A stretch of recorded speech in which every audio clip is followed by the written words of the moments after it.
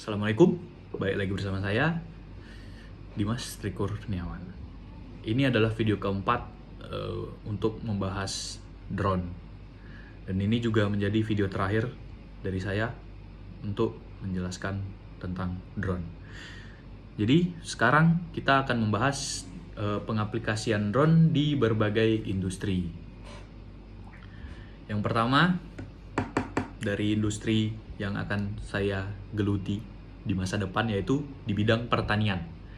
Drone di bidang pertanian banyak digunakan dalam teknik yang dikenal sebagai precision agriculture atau pertanian presisi. Dengan bantuan drone yang dilengkapi kamera dan sensor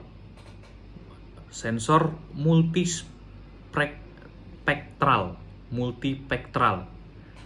petani dapat memantau kesehatan tanaman dengan lebih detail.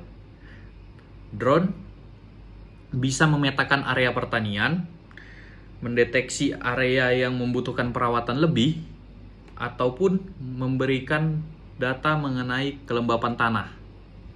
Jadi udah banyak lah fungsinya itu sekarang. Selain itu, drone juga dapat digunakan untuk menyemprot pestisida dan pupuk di area yang luas, sehingga lebih cepat dan efisien. Hal ini bisa menghemat biaya waktu serta meningkatkan hasil panen. Kemudian di industri konstruksi, drone banyak digunakan untuk survei lahan, pemantauan pembangunan, dan inspeksi struktur. Drone ini mampu memotret dan merekam berbagai sudut yang sulit dijangkau oleh manusia. Selain itu, drone memungkinkan survei lahan yang akurat dengan kecepatan yang tinggi, sehingga pengembang bisa merencanakan pembangunan dengan lebih baik. Inspeksi menggunakan drone juga membantu memastikan keselamatan dan kualitas konstruksi, terutama pada bangunan tinggi atau area yang beresiko tinggi. Kemudian, di bidang penyiaran dan perfilman, drone mengubah cara pembuatan film dan siaran langsung. Dulu untuk mendapatkan gambar di udara, produser harus sampai menyewa helikopter yang tentu saja biayanya sangat mahal. Tapi sekarang karena ada drone, pengambilan gambar jadi jauh lebih mudah, jauh lebih terjangkau dan fleksibel. Drone bisa terbang rendah ataupun tinggi dengan sudut pandang yang unik, sehingga memungkinkan pengambilan gambar yang lebih kreatif dan dramatis.